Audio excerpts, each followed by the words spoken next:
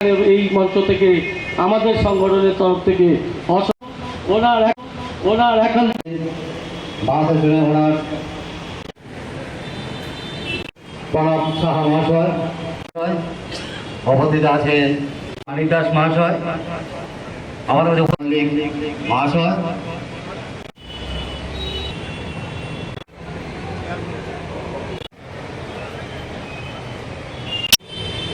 প্রথমেই সমস্যাগুলো কোথা থেকে আসছে, ট্রাফিক ব্যবস্থার মূল যে ফ্যাক্টরস গুলো আছে সেগুলো কি?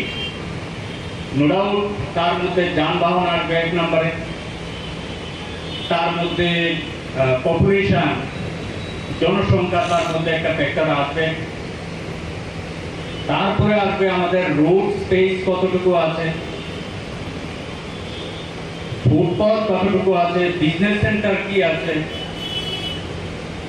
আমরা দেখেছি প্রত্যেক বছর লাস্ট 3 বছরের আমরা ট্রেন্ড অ্যানালাইসিস করেছি, দেখেছি প্রত্যেক বছর প্রায় 50,000 ভেহিকেল, নতুন ভেহিকেল বৃদ্ধি পাচ্ছে।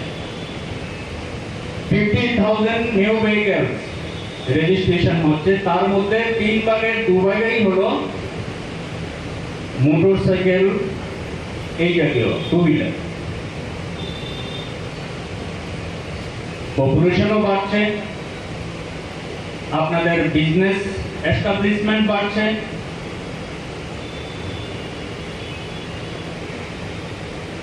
যেহেতু এটা স্টেট ক্যাপিটাল, এখানে শিক্ষা, স্বাস্থ্য